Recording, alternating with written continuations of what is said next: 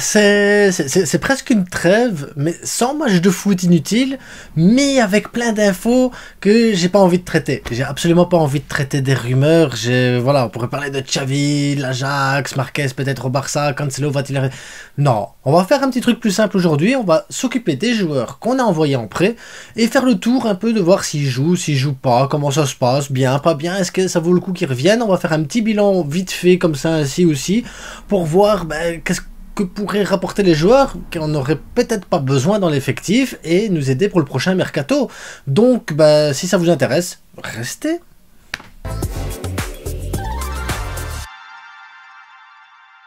Donc, vous l'aurez compris, aujourd'hui on va parler de Fati, Garcia, l'anglais, Dest, Julian et tout ça. Donc aujourd'hui, voilà, petite vidéo tranquille et on va se la faire zen les gars. Donc Ansu Fati prêté à Brighton, valeur marchande du joueur, 30 millions, 21 ans, encore jeune, encore frais, encore disponible.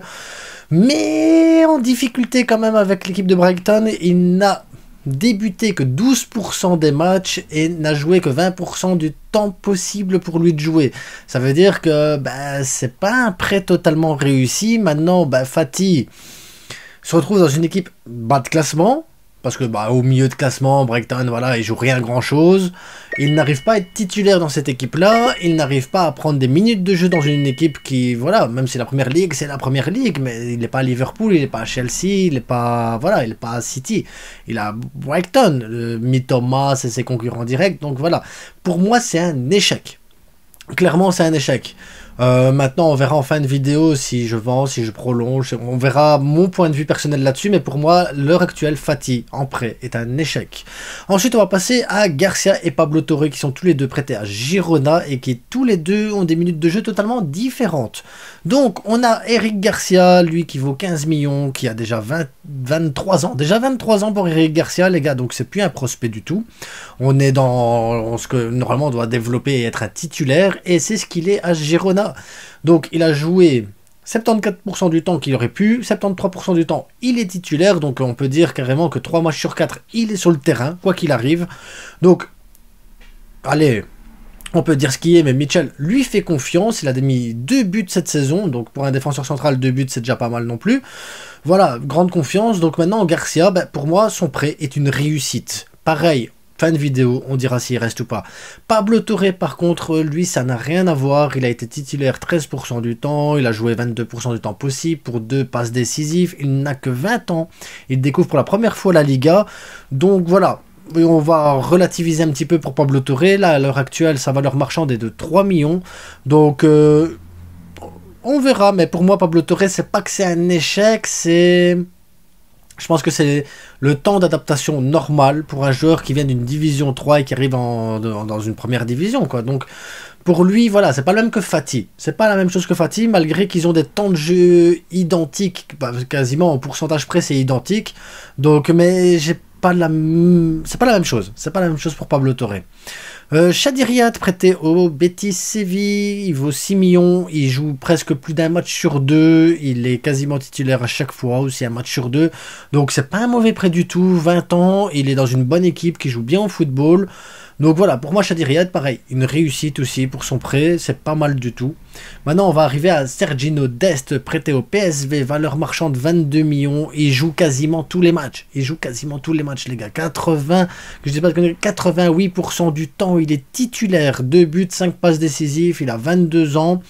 Il a une belle valeur marchande et pour moi son prêt est une totale réussite. Franchement, une totale réussite. Donc Garcia et Dest pour le moment c'est les deux seuls qui ont vraiment une réussite totale dans le prêt. Riyad c'est un bon prêt. Et voilà, il y a des choses à boire et à manger dans les prêts. En attendant maintenant on va passer à Julian Araujo prêté à Las Palmas, valeur marchande 8 millions, 21 ans. Le garçon 43% du temps il est titulaire, donc quasiment un match sur 2 il joue. Il joue un match sur 2. Ce qui est pas mal du tout pour un joueur qui est en prêt.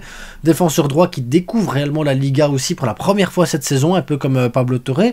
Donc vraiment des belles choses à retenir quand même de Julian Araujo. Alex Vallée, défenseur gauche, prêté à Levante en division 2, je pense qu'ils sont en division 2. Valeur marchande 2,5 millions. Il joue 69% du temps des matchs, donc voilà, c'est une belle performance aussi pour lui. Il a 19 ans seulement. Maintenant, il n'a pas une grosse valeur marchande. Il n'a pas encore joué en Ligue 1, en Liga, donc en première division. Il n'a pas connu encore le trou haut niveau. Mais voilà, un prêt assez intéressant aussi pour lui. Maintenant, on va voir comment ça peut se passer pour la suite. Estanis prêté à la Sampdoria, valeur marchande 2 millions. Il a joué 26% du temps de jeu. Donc la Sampdoria, c'est pas une grosse équipe. Il joue un match sur 4. Il a que 20 ans, donc pour moi c'est un échec. Ce prêt est un échec. Maintenant on verra comment ça va se passer. Je pense qu'il y a une clause de rachat pour lui si je dis pas de bêtises, mais on verra comment ça va s'activer en fin de saison. Clément Lenglet, Aston Villa, valeur marchande 10 millions, 28 ans, il joue presque un match sur deux. Presque un match sur deux pour le garçon, 44% du temps. Donc c'est un bon prêt aussi, donc il a une belle valeur marchande 10 millions, il a 28 ans déjà, donc à un moment donné il doit trouver son point de chute. Il faut qu'il trouve son point de chute. Parce qu'à Barcelone de toute façon on n'a pas le niveau pour jouer à Barcelone. Mais voilà, on aura fait le tour de tous les joueurs en prêt actuellement. Et si je dois retenir maintenant quelque chose d'important, ben, c'est les joueurs pour lesquels je les vends. Je les vendrai. Et dedans, il y a des joueurs, ça va vous faire mal. Il y en a d'autres, ça va être une évidence. Il y en a, vous allez dire non, mais on peut pas faire ça. Et pourtant, je vais quand même le faire et je vais donner mon avis. On sera pas forcément d'accord, les gars. Je n'ai rien contre les joueurs qui sont en prêt actuellement. Mais c'est juste qu'on doit se tourner à un moment donné vers l'avenir. Et l'avenir, ben, c'est peut-être pas ces joueurs-là. Donc, les joueurs que je vendrai, ben évidemment, il y a Ansu Fati. Pour moi, c'est un joueur, voilà, il est 30 millions actuellement, il a encore une belle valeur marchande, il a 21 ans, il y a un potentiel, il y a un truc derrière, mais j'arrive pas à l'imaginer s'imposer au Barça, avec la pression du Barça. Il a perdu son numéro 10, la concurrence, elle est quand même assez forte à Barcelone, mais rien qu'avec les jeunes qui arrivent là derrière, c'est quand même chaud. Derrière, tu as peut-être du Félix qui va rester, du Ferran Torres, et tous ces joueurs-là montrent plus d'envie, plus de travail que Ansu Fati, qui, ben voilà, pour le moment, Brighton n'arrive pas à s'imposer à une équipe comme Brighton, les gars. Donc, j'ai rien contre Fati, mais peut-être une vente, ou au pire des cas, dans le pire des cas, ça serait un prêt pour renouveler, pour qu'ils reprennent un peu plus le rythme et tout ça, et on sait pas. Fati, pour moi, c'est une grosse interrogation, et bah, après, c'est ça, si tu dois prendre le plan comptable, 30 millions, ça se prend. Si tu prends le plan émotionnel, peut-être un prêt d'une année supplémentaire pour essayer de le faire revenir à un moment donné, mais je vous dis, le poids du Barça, la perte du numéro 10, la lumière n'est plus sur lui, voilà, c'est... Il me fait penser à Boran qui a eu cette situation-là un peu compliquée à un moment donné et n'a jamais réellement su se relever. Maintenant, deuxième joueur que je vendrais, ça serait Eric Garcia, parce que ben voilà, on a Aroro en défense, on a Koundé, on a Koubarsi, on a Inigo, Mikhail Faye qui va arriver, enfin bref, on a suffisamment de défenseurs centraux que pour commencer à prendre Eric Garcia. Valeur marchande 15 millions, il fait une superbe saison à Girona, donc il y a possibilité de le vendre 15 millions, voire même un petit peu plus, vu qu'il a du temps de jeu, qu'il a de la confiance et qu'il est bien. Donc voilà, pour moi, Eric Garcia est un joueur qui doit être vendu. Après, j'ai rien contre Garcia, j'aime bien Garcia, mais à un moment donné, il faut faire avec, les gars. Pablo Torre, donc comme je l'ai dit, un prêt 3 millions, un peu déçu de son prêt, un peu déçu de son temps de jeu. Mais voilà, le garçon, je lui laisserai encore une saison en prêt. Lui, il vient d'une division 3, il vient de découvrir la Liga, donc voilà, il a le temps de se mettre vraiment à la forme physique qu'il faut pour jouer dans le haut niveau. Je pense qu'une saison supplémentaire en prêt ne serait pas mal. Maintenant, est-ce que ça serait à Girone, ailleurs, j'en sais rien. Mais je leur prêterai une saison pour essayer de performer et prendre un peu plus d'assurance sur son jeu, sur sa faculté et sur le travail qu'il doit faire sur lui-même et sur son physique. Parce que je pense que c'est plus un problème d'ordre physique et d'entraînement que de talent. Parce que le garçon, il a du talent, ça c'est sûr et certain.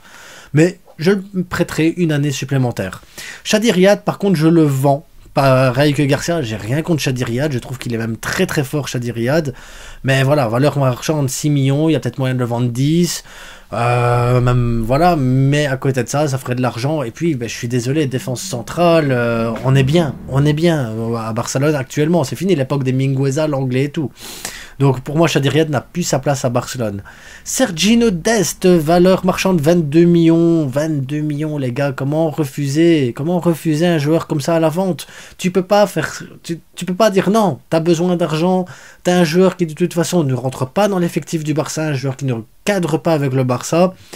Il a une belle valeur marchande. Donc pour moi, Sergino Dest, ben, il fait la saison de sa vie et autant en profiter pour le vendre directement.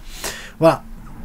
Et j'ai rien contre Dest non plus, hein, mais c'est juste que bah, derrière, tu vas avoir un peu plus loin, bah, Julian Aroro, prêt à Las Palmas, valeur marchande de 8 millions, donc une plus faible valeur marchande, mais un Julian Aroro qui s'est habitué à la Liga, qui connaît la Liga, qui a un beau potentiel et qui pourrait être une belle doublure à Cancelo. Voilà, donc tu te dis, bah ouais, en tant que doublure, pour gratter des minutes, je préférerais vraiment avoir Julian Aroro sur le côté droit. Ensuite, Alex Valle-Levante, donc pour moi c'est un prêt intéressant, mais dans un champ, voilà, Division 2, ça reste intéressant, mais ça reste pas assez élevé comme niveau. Donc, où on arrive à le vendre des 2 millions, 2 millions et demi qui vaut, et voilà, et on met une clause de rachat ou une clause de pourcentage à la revente, ou on le reprête une saison supplémentaire, mais cette fois-ci dans un club de Division 1 pour voir un peu quel niveau il peut apporter. Un petit peu plus, voilà, j'attends un petit peu plus d'Alex Valle pour dire de revenir au Barça, surtout que bah, derrière, l'air de rien, à gauche tu peux mettre Baldé, Hector Ford, à droite tu peux avoir Cancelo, Julian Aroro, et t'as Cancelo qui peut jouer des deux côtés quand même, Hector Ford qui peut jouer des deux côtés quand même aussi, donc voilà, pour moi l'équipe elle est faite, elle est pleine, mais en cas de souci d'un de ces 4 joueurs à un moment donné, ben, ce serait bien de garder sous le coude un joueur qui a un fort potentiel. Alex Valle, 19 ans, a un fort potentiel les gars, il est loin d'être mauvais, il est juste pas connu, mais il est loin d'être mauvais. Après pour Estanis, ben, la vente, même gratuit, même libéré, j'en sais rien, mais voilà, 2 millions, il fait une saison foirée, il a été longtemps blessé. Donc voilà, Estanis pour moi, ça serait prohibido. Non. Et ensuite on a Clément Lenglet, 10 millions, ben ça se prend 10 millions, ça se prend.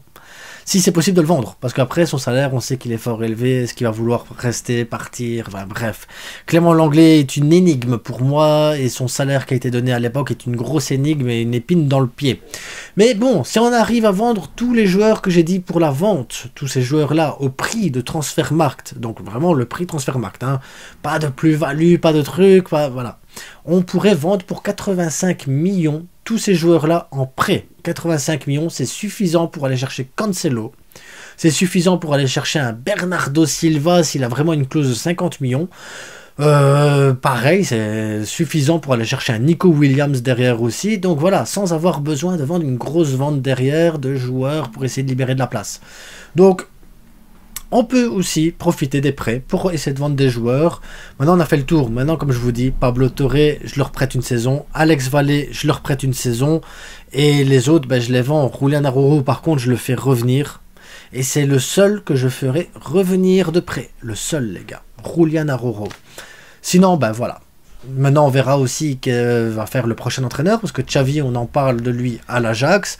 On parle de peut-être Rafa Marquez qui reprendrait l'équipe 1. Et Rafa Marquez, ben, l'air de rien, fait du très bon boulot avec la B. Très très bon boulot. Il est presque à 2 doigts de pouvoir se qualifier pour la division 2 directement. Et au pire des cas, ça serait avec les playoffs. Maintenant, voir les playoffs, comment ça va se passer. Mais en tout cas, il y a du potentiel avec cette équipe du Barça en prêt.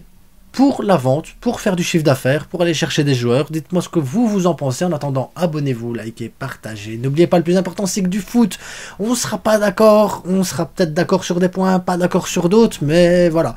Un petit tour des joueurs en prêt, je trouve que ça fait un peu de bien, ça change de d'habitude.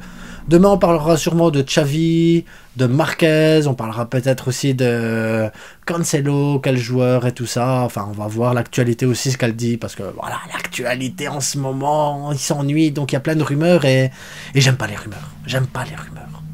Bref, abonnez-vous, likez, partagez. Et on se retrouve bientôt. N'oubliez pas, le plus important, c'est que du foot. Et